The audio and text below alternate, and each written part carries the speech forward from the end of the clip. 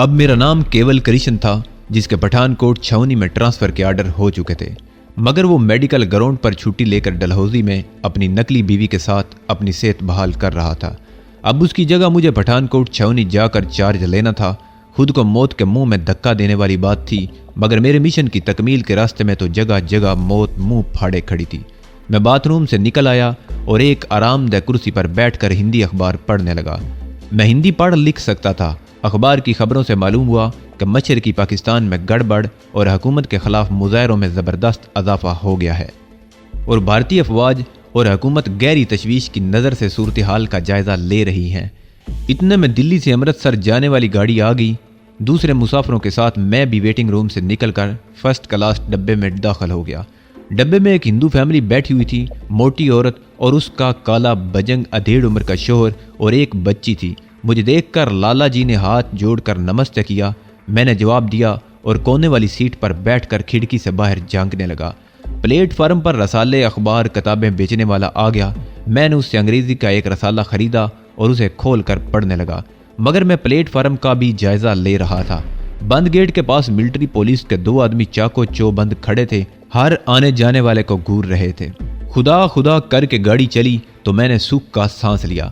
अमृतसर से मुझे पठानकोट के लिए गाड़ी बदलना थी। अमृतसर में एक खतरा भयानक मुंह खोले मेरा मुंतजिर था और वो खतरा स्मगलर करूंडिया का था। अगर इत्तेफाक से वो अमृतसर रेलवे स्टेशन पर मौजूद हुआ तो मुझे पहचान लेगा और अपनी गिरफ्तारी के खौफ से अगर मुझे पुलिस के हवाले ना कर सके तब भी वो मुझे ब्लैकमेल करके अपने साथ चलने पर मजबूर कर सकता था। ट्रेन शोर मचाती छोटे छोटे स्टेशन छोड़ती अमृतसर की तरफ भागी चली जा रही थी। लाला जी मेरी बड़ी खिदमत कर रहे थे, कभी मिठाई पेश करते और कभी चाय। जंग का खौफ उन पर सवार था, बार बार मालूम करते कि कहीं पाकिस्तान हमला तो नहीं कर देगा। अमृतसर का स्टेशन आया तो उनसे जान छूटी। मैंने खिड़की से प्लेटफार्म पर नज़र डाली। प्लेटफार्म पर मुसाफिरों का रश था। मैं इस भीड़ में फर्स्ट क्लास की इंतज़ार गाह में आकर बैठ गया और रसाला खोलकर बाज़ाहिर उसके मुताले में महव हो गया। इस वक्त पेशमानी के एक शदीद एहसास ने मुझे घेर लिया। मैंने महसूस किया कि पाकिस्तान से यहाँ आकर एक हिंदू मेजर का रूप धार कर बड़ी सख्त गलती की है। मैंने अपने आप को भयानक खतरों में डाल लिया है। किसी भी वक्त मेरा भांडा फूट सकता है और फिर भारतीय जेलों की अजियत का एक तवील और जानलेवा सिलसिला शुरू होगा और मैं हूँगा। मैं मर भी नहीं सकूंगा और जिंदा लोगों में शुमार भी नहीं हो सकूंगा। एकदम से मेरे हाथ पैर ठंडे हो गए। दिल ने कहा फौरन यहाँ से भाग चलो, किसी होटल में जाकर वर्दी उतार फेंको, आम से कपड़े पहनो, करूंडिया स्मगलर के पास जाकर माफ़ी मांगो, कोई मन गढ़त कहानी उसे सुनाओ, बाकी बचे हुए रुपए उसके हवाले कर दो और उसकी मदद से इंडिया का बॉर्डर क्रॉस करके अपने प्यारे वतन पहुंचकर इत्मीनान की ज़िंदगी बसर करो।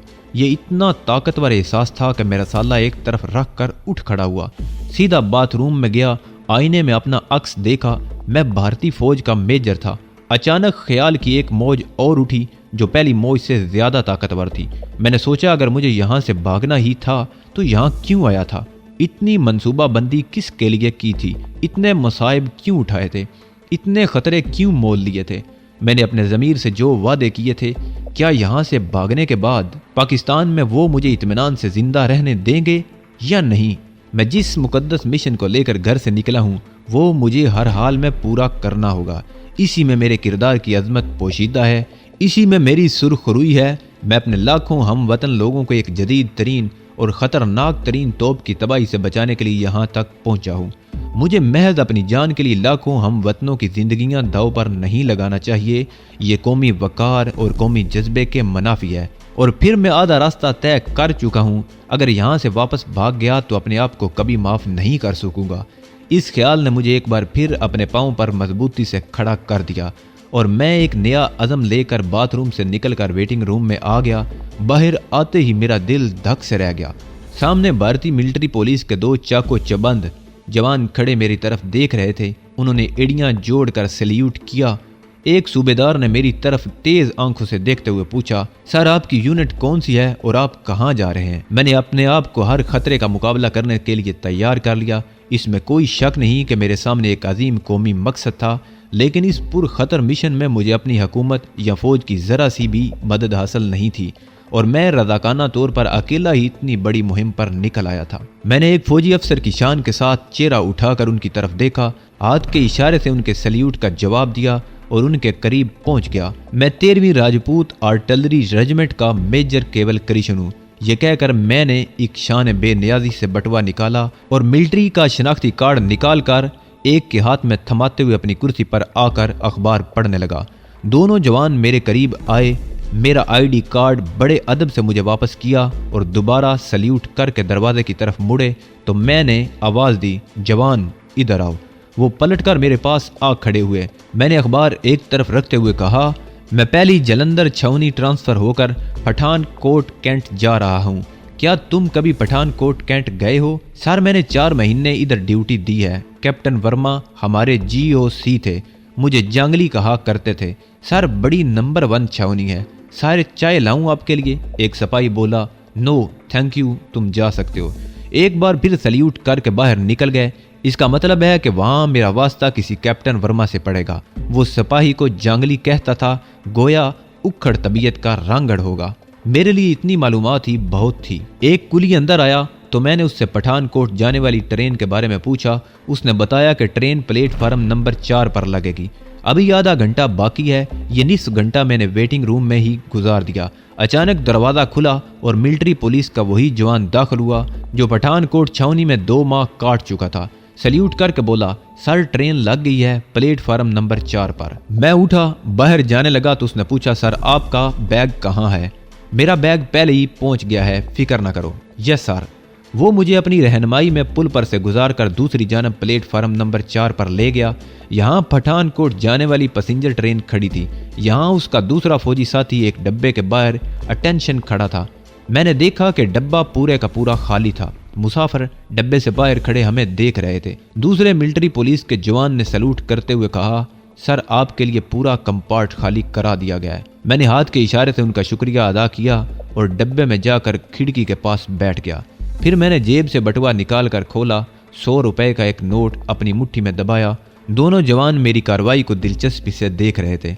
मैंने हाथ मिलाते हुए एक जवान के हाथ में नोट थमा दिया। वो खुश होकर बोला, थैंक यू सर।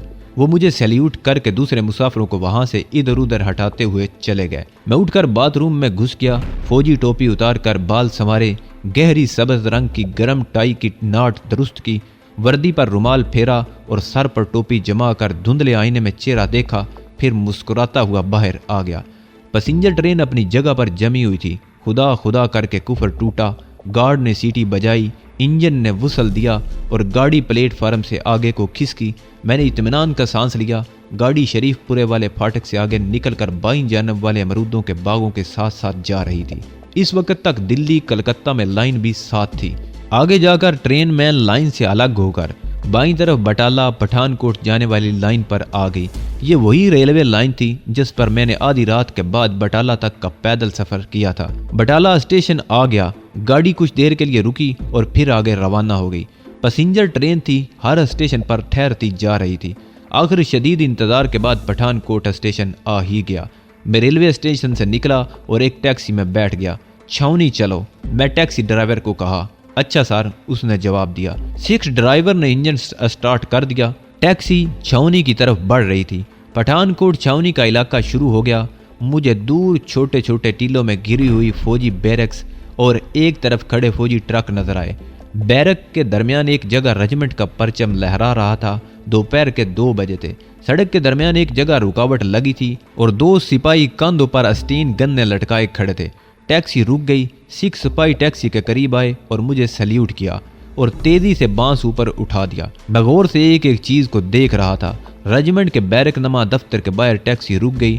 2 हिंदू सिपाही दफ्तर की सीढ़ियों के आगे मुस्तैद खड़े थे। एक जानब 2 फौजी जीपें और एक ट्रक खड़ा था। मैंने टैक्सी वाले को रुखसत किया और ब्रीफ केस उठाए दफ्तर की तरफ बढ़ा। दोनों फौजियों ने मुझे सैल्यूट किया और अपनी जगह पर इसी तरह अटेंशन खड़े रहे। रेजिमेंटल ऑफिस का दरवाज़ा बंद था। मैं बड़ी शान और इत्मीनान से सीढ़ियाँ चढ़ता हुआ बरामदे में आया और दरवाजे पर आहिस्ता से दस्तक दी।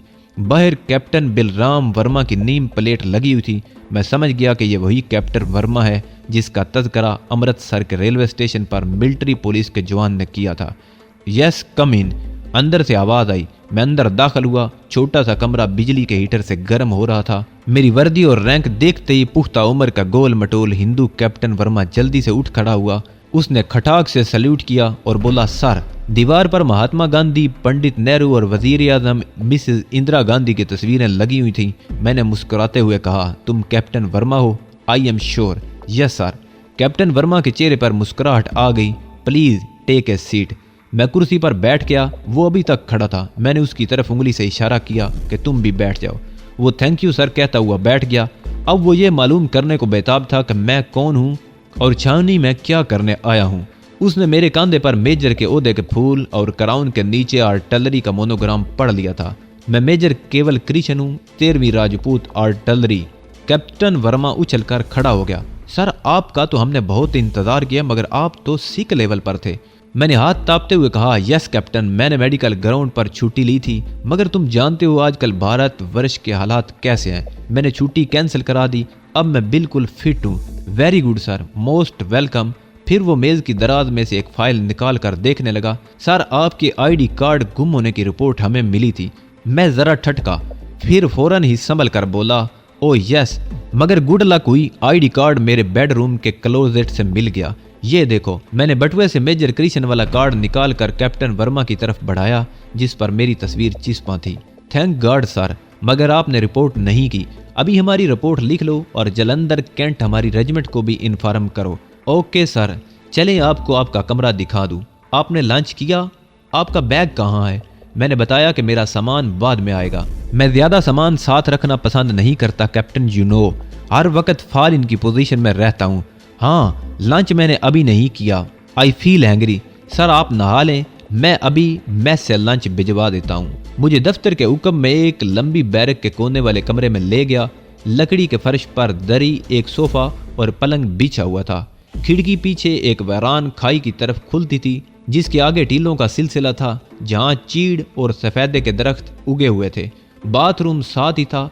सर इतनी अच्छी जगह नहीं, मगर सर यू नो, ये पठानकोट कैंट है। उसने कहका लगाया तो मैंने भी उसका साथ दिया।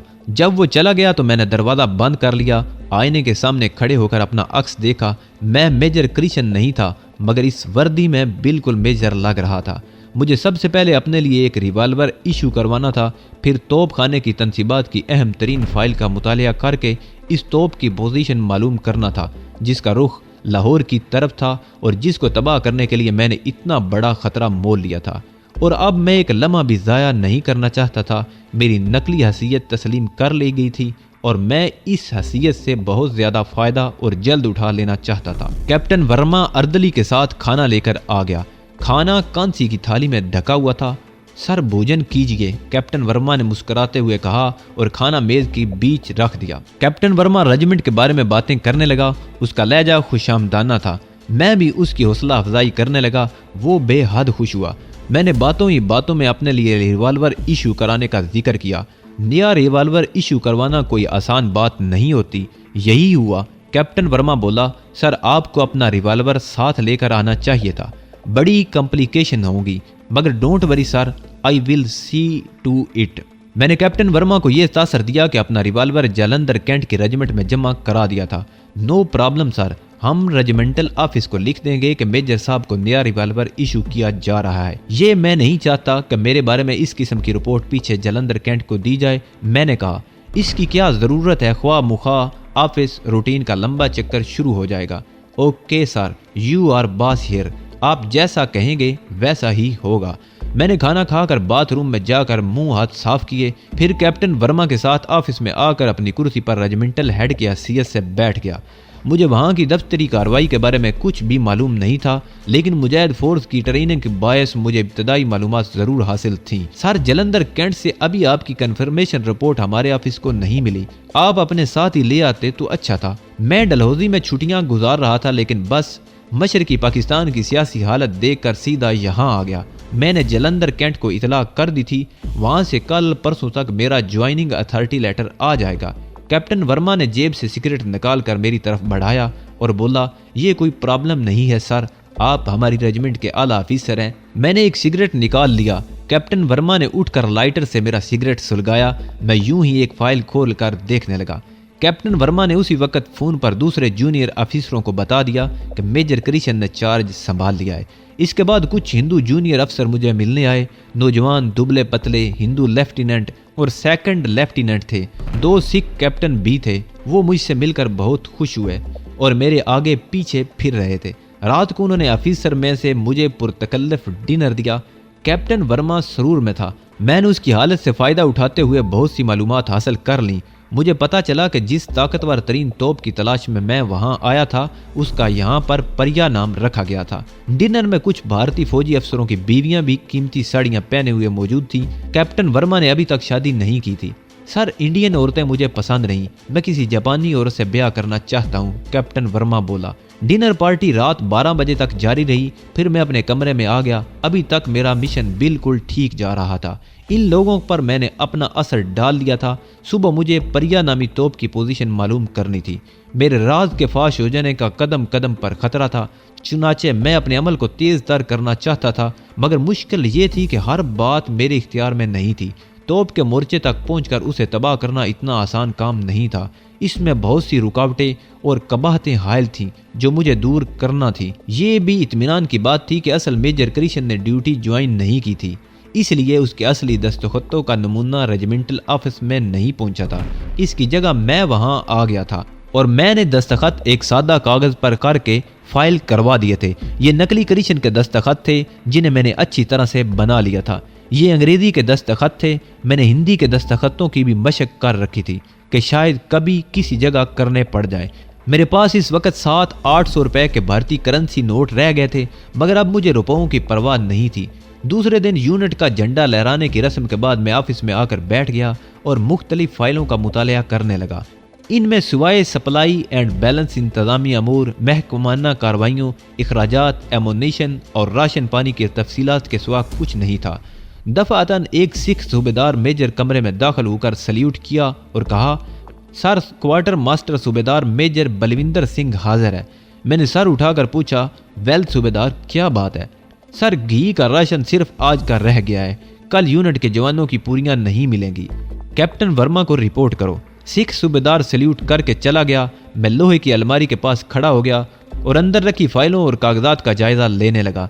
यहाँ भी मुझे कोई काम की चीज ना मिली। इतने में लेफ्टिनेंट कपूर ने अंदर आकर सल्यूट किया और बोला, सर, यूनिट का मुआयना तैयार है। मैं समझ गया कि सुबह मुझे यूनिट के जवानों का मुआयना करना होगा। मैंने कहा, कैप्टन मल्होत्रा से कहो, वो इंस्पेक्शन कर लेगा, मैं एक ज़रूरी काम कर रहा हूँ। Okay sir. ये कहकर वो वापस चला गया। थोड़ी देर बाद कैप्टन वर्मा आ गया। सल्यूट करने के बाद बोला, सर, आपको कौन सी फाइल चाहिए? मुझे ऑर्डर करें, आप नए नए हैं, पता नहीं चलेगा। मैंने अलमारी बंद कर दी और कुर्सी पर बैठते हुए बोला, यूं ही दफ्तर की फाइलों पर एक नज़र डाल रहा था। कैप्टन वर्मा भी बैठ गया। मैंने कहा, घी का राशन ख़त्म हो गया है क्या? क्वार्टर मास्टर बलविंदर सिंह आया था। कैप्टन वर्मा ने कंधे उचका दिए। जंगली है सर, एकदम घी के 13 कनस्तर स्टोर में पड़े थे, सब ठीक है सर। फिर उसने मुस्कुराते हुए कहा, सर, आप विष्णु है, मगर मेरा मतलब है आप विष्णु देव की पूजा नहीं करते। वो कैप्टन, बात यह है कि इतनी फुर्सत ही नहीं मिलती कि पूजा पाठ को संभालें। मैं समझ गया सर, मैं भी शिवरात्रि को ही पूजा पाठ करने यहाँ शहर के मंदिर जाता हूँ। अब मैंने डायरेक्ट एक्शन लेते हुए कहा, कैप्टन, मैं अपनी पोजीशन को इंस्पेक्शन करना चाहता हूँ। तुम जानते हो हमारा हमसाया मुल्क असला जमा कर रहा है, हमें चौकस रहना होगा। वो तो जंगली लोग हैं सर, इस बार हम पाकिस्तान को ऐसा मजा चखाएंगे कि याद करेगा पाकिस्तान। मगर हमारी तोपों की रेंज पाकिस्तान की रानी तोपों के मुकाबले में बहुत कम है, सिवाय एक तोप के। मैंने कैप्टन वर्मा के चेहरे का जायजा लेते हुए कहा, यही परिया नाम की वो बड़ी तोप थी जिसकी रेंज लाहौर तक थी। कैप्टन वर्मा ने मेज पर आहिस्ता से हाथ मारा और बोला, सर, यही तो वो गन है जो लाहौर शहर की ईंट से ईंट बजा देगी। इतनी बड़ी तोप साउथ एशिया में किसी मुल्क के पास नहीं है। मैंने कहा, मैं परिया तोप की इंस्पेक्शन करूंगा। आप GOC हैं सर, आप चलिए, ऑफ कोर्स, कम ऑन। ये कहकर मैं कुर्सी से उठा और कैप्टन वर्मा के साथ बाहर आ गया। हम एक फौजी जीप में सवार हो गए। जीप रेजिमेंटल सेंटर से निकलकर टीलों की जानब रवाना हो गई। ये मैदानी इलाका भी था और पहाड़ी भी। कहीं घने दरख्तों के झुंड थे और कहीं पहाड़ी तोते खड़े थे। हमारी जीप एक पहाड़ी पर चढ़ने लगी। ऊपर एक छोटा सा मैदान था। यहाँ 4 गार्ड पहरा दे रहे थे। हमारी जीप एक तरफ रुक गई। उन्होंने हमें सल्यूट किया। कैप्टन वर्मा बोला, सर वो देखिए, वो सामने वाली टीकरी के अंदर परिया तोप का मोर्चा है। वेरी गुड, भगवान हमारी रक्षा करेगा। ये कहकर मैं कैप्टन वर्मा के साथ टीकरी की तरफ बढ़ गया। यहाँ टेकरी के अंदर एक गोल कमरा सा बना दिया गया था, जिसके वस्त में एक बहुत बड़ी तोप निस्ब थी। तोप का आधा दहाना दीवार के एक सुराख से निकला हुआ था। गन मैन एक तरफ कितार में खड़े थे। कैप्टन वर्मा मुझे तोप के पास ले गया और उस पर हाथ रख कर बोला, सर ये लाहौर की दुश्मन है, इसका गोला यहाँ से फायर होकर लाहौर में तबाही मचा देगा, और दूसरा गोला थोड़ा आगे और तीसरा गोला उसके ज़रा आगे। यूं हम 1 मिनट में लाहौर को तबाह कर देंगे और हमारे एडवांस ट्रोप्स लाहौर में दाखिल हो जाएंगे। सर लाहौर ही पाकिस्तान है।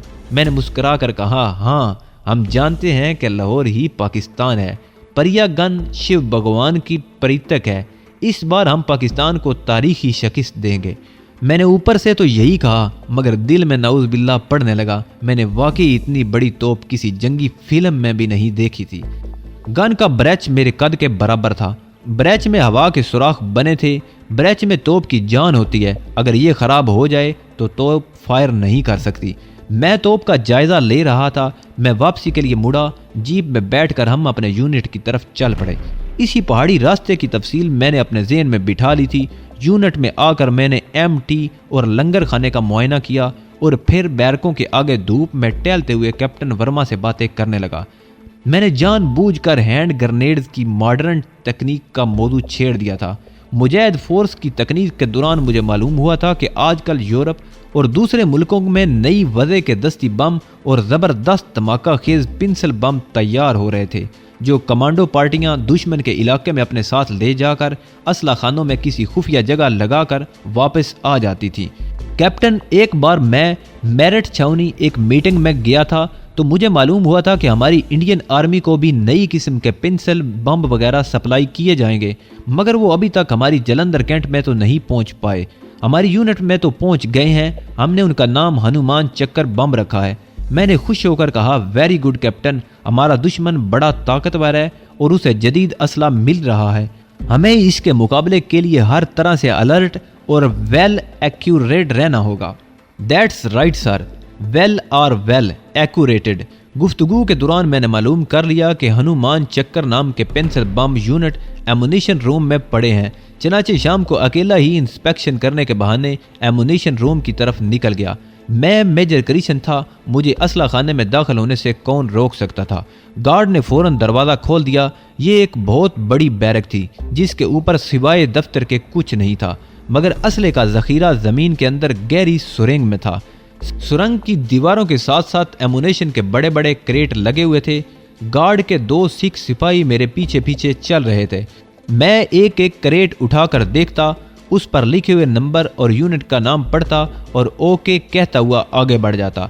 एक लंबे क्रेट पर पी बम लिखा हुआ था। नीचे हिंदी में एमुनेशन अफसर ने हनुमान चक्कर लिख दिया था। मैं वहां रुक गया और गार्ड से कहा, क्रेट खोला जाए। फौरन क्रेट खोल दिया गया। अंदर स्याह रंग की 2-2 इंच लंबी पेंसिलें पड़ी थी। यही पेंसिल बम थे और मुझे इन्हीं में से 1-2 की ज़रूरत थी। मैं एक माहिर फौजी अफसर की तरह उनका मुआयना करने लगा। 2 इंच पेंसिल का बम था, मगर वजन उसकी लंबाई के मुकाबले में ज़्यादा था। इसके ऊपर सरे पर एक छोटा सा गोल डायल लगा हुआ था, साथ ही एक नन्हा सा सुरख बटन था। डायल में 1 से लेकर 4 तक अंग्रेजी में हिंसे लिखे हुए थे। मैं समझ गया कि टाइम लैप्स के लिए है। मैंने गार्ड से पूछा, इनके फ्यूज़ कहाँ है? गार्ड बोला, सर फ्यूज़ निकाल कर अलग रखे हैं। ओके, 4 हनुमान चक्कर हमारे ऑफिस में हाजिर करो, हम इन्हें चेक करेगा, फ्यूज़ अलग लाना। ठीक है सर। मैं तेज़ तेज़ कदम उठाता हुआ असला के डंप से निकलकर वापस अपने ऑफिस की तरफ चल पड़ा। मैं जानता था कि कैप्टन वर्मा को मालूम हो जाएगा कि मैंने असला डंप का मुआयना किया था। चनाचे मैंने ऑफिस में जाते ही उसे फ़ोन पर बुला लिया। इसके आने से पहले ही सिख गार्ड मुझे 4 पेंसिल बम और उनके फ्यूज़ ला कर दे गया था। ये मेरी मेज़ पर पड़े थे। कैप्टन वर्मा ने अंदर दाखिल होकर उन्हें देखा तो बोला, सर ये आपने मंगवाए हैं? यस कैप्टन, मैंने तुम्हें इसीलिए बुलाया है, मैं इन्हें चेक करना चाहता हूँ। मैंने जलंधर कैंट में एक सीक्रेट मिलिट्री रिपोर्ट में पढ़ा था कि इसी किस्म के ऐसे बम भी इंपोर्ट होते हैं जिनमें डिफेक्ट है। कैप्टन वर्मा एक पेंसिल बम उठाकर देखने लगा। ये बात है तो हमें हेडक्वार्टर उसकी रिपोर्ट करनी चाहिए। अभी ज़रूरत नहीं, मैंने कहा। मैं इस किस्म के असला की ट्रेनिंग ले चुका हूँ, मैं इसे सुबह तक चेक करूँगा। और फिर मैंने कैप्टन वर्मा के सामने पेंसिल बम लोहे की अलमारी में रख कर ताला लगा दिया। उसने दबी दबी आवाज़ में कहा, सर ये असला है, हमें अपने पास रखने की इजाज़त नहीं है। मैंने मुस्कुरा कर कहा, कैप्टन मैं इसकी जिम्मेदारी लेता हूँ। कैप्टन ने उठकर सल्यूट किया और बोला, राइट सर। डिनर मेस में करेंगे या तुम लोगों के साथ डिनर का लुत्फ आता है। Thank you sir. ये कहकर वो चला गया। मैंने महसूस किया कि वो कुछ संजीदा हो गया था। मुझे खदशा हुआ कि कहीं इसे शक तो नहीं हो गया। उसका एक ही इलाज था कि मैं अपने अमल को तेज़ कर दूं और कैप्टन वर्मा को ज़्यादा से ज़्यादा अपनी आंखों के सामने रखूं। इसलिए मैंने रात मेस में अफसरों के साथ डिनर करना मंजूर कर लिया था। रात को खाने पर मैंने कैप्टन वर्मा को निगाहों से ओझल न होने दिया, मगर मैंने देखा कि वो खामोश और संजीदा था, जैसे किसी गहरी सोच में डूबा हो। मुमकिन है कि वो मेरे बारे में सोच रहा हो कि मैंने वो खतरनाक हथियार जो सिर्फ कमांडोज के काम आता है अपने ऑफिस में क्यों रखा है। ये ख्याल जहन से झटक कर मैं उस रात शगुफ्ता मूड में हिंदू और सिख अफसरों से हंस हंस कर बातें करता रहा। दूसरे रोज मैं ऑफिस में आकर बैठा ही था कि ताज़ा मिलिट्री डाक आ गई। एक खत पढ़कर मेरा रंग उड़ गया। ये खत जलंधर छावनी के ऑफिसर कमांडिंग की तरफ से आया था। इसमें लिखा था कि मेजर कृष्ण अभी तक तिब्बी छुट्टी पर है, इसलिए वो एक और ऑफिसर मेजर चरणजीत सिंह को पोस्ट कर रहे हैं, जो हफ्ते की शाम पठानकोट छावनी के रेजिमेंटल ऑफिस पहुंचकर रिपोर्ट करेगा। मैंने खत जेब में रख लिया। फिर मैं उठकर दफ्तर से बाहर आ गया। मैं बरामदे का जायजा लेना चाहता था। मुझे बाहर आते देखकर गार्ड एकदम अटेंशन हो गए। मैं वापस दफ्तर में आ गया और तेजी से अलमारी की तरफ बढ़ा। ताला खोला, चारों पेंसिल बम निकाले, वहीं अलमारी के पट की ओट में 2 बम्बों को फ्यूज लगाए और सुरख बटन आगे दबाकर छोटे डायल की बारीक सुई को 3 के हिस्से से पुर कर दिया। दोनों बम मैंने अपनी जेब में रख लिए, बाकी 2 को कागज में लपेटा, अलमारी को ताला लगा दिया और दफ्तर से निकलकर एमुनेशन डंप की तरफ चल दिया। असले के ज़मीन 2 ज़ख़ीरे में उतरने लगा। गार्ड मेरे साथ हो लिया। मैंने उसे बताया कि मैं पेंसिल बम वापस रखने आया हूँ। मैंने क्रेट खुलवाया और जेब से बम निकाल कर उसे खोलने लगा। मैं गार्ड से बातें भी कर रहा था। मैंने जानबूझकर अपने हाथ से रुमाल नीचे गिरा दिया और उसे कहा, जवान रुमाल उठाओ। वो रुमाल उठाने के लिए झुका तो मैंने दोनों बम क्रेट में पड़े हुए दूसरे बम्बों के साथ रख दिए। सिख गार्ड ने अदब से रुमाल पेश किया। वेल जवान, क्रेट बंद कर दो, मैंने असला चेक कर लिया है। ओके, मैंने कहा। ओके, मैंने कहा। ठीक है सर। सिख गार्ड ने क्रेट बंद करके उसके ऊपर पतरी चढ़ा दी। मैं उससे यूनिट के बारे में इधर उधर की बातें करता हुआ असले के जखीरा से बाहर आ गया। इस वक्त मेरी जेब में बड़े ही ताकतवर 2 पेंसिल बम पड़े थे, जिनको 2 घंटे बाद फट जाना था। मैं अपने ऑफिस में आकर बैठ गया। अब मेरे पास वक्त बहुत कम था और मैं जितनी जल्दी हो सके बड़ी तोप परिया के मोर्चे में पहुंच जाना चाहता था, लेकिन कैप्टन वर्मा की मौजूदगी खतरे का अलार्म बजा रही थी। मैं उसे यूनिट से बाहर किसी काम पर भेज देना चाहता था। चनाचे मैंने फौरन उसे फ़ोन करके बुलाया और कहा, कैप्टन हमें घी की सप्लाई के बारे में शिकायतें मिली हैं। मैं चाहता हूं तुम शहर जाकर घी कॉरपोरेशन के मैनेजर डायरेक्टर से खुद मिलो और बात करो। सर फ़ोन पर बात कर लेते हैं। ओ नो कैप्टन, तुम उन लोगों को नहीं जानते। घी की क्वालिटी में भी मुझे फ़र्क लगा है, तुम खुद जाओ। ओके सर, कैप्टन वर्मा ने सल्यूट करते हुए कहा। उसके चेहरे पर वही पुरस्रार संजीदगी थी और ये मेरे लिए खतरे का बहुत बड़ा अलार्म था। कैप्टन वर्मा चला गया तो मैंने उठकर दरवाजे पर गिरे पर्दे की ओट में से झांक कर देखा। वो गहरी सोच में डूबा हुआ था। मेरा दिल शिद्दत से धड़कने लगा। कहीं ये GOC जलंधर कैंट को फ़ोन न कर दे। मेरे दिल में तरह तरह के वसवसे पैदा होने लगे। मेरी आंखें कैप्टन वर्मा पर लगी हुई थी। जीप में बैठकर उसने इंजन स्टार्ट किया और उसे दरख्तों के नीचे से निकालकर यूनिट के गेट की तरफ बढ़ गया। जब वो अहाते से निकलकर शहर जाने वाली सड़क पर रवाना हो गया तो मैं वापस अपनी कुर्सी पर आकर बैठ गया। नए मेजर चरणजीत सिंह के चार्ज लेने में अभी 2 दिन पड़े थे। उसकी मुझे फिक्र नहीं थी। परेशानी इस बात की थी कि कहीं कैप्टन वर्मा शहर जाकर मिलिट्री पुलिस को फ़ोन न कर दे कि उसे मेजर कृष्ण पर शुबा है। कुछ भी हो सकता था। हालात करीब करीब हंगामी ही थे। एक बार मुझे मिलिट्री पुलिस ने हाथ डाल दिया तो फिर नजात नामुमकिन थी। वक्त गुजर रहा था। मेरी जेब में पड़े हुए 2 पेंसिल बम्बों के अंदर लगी हुई नन्ही सी गरारी ने चलना शुरू कर दिया था और 1.25 घंटे बाद इन बम्बों को कयामत खेज धमाके के साथ फट जाना था।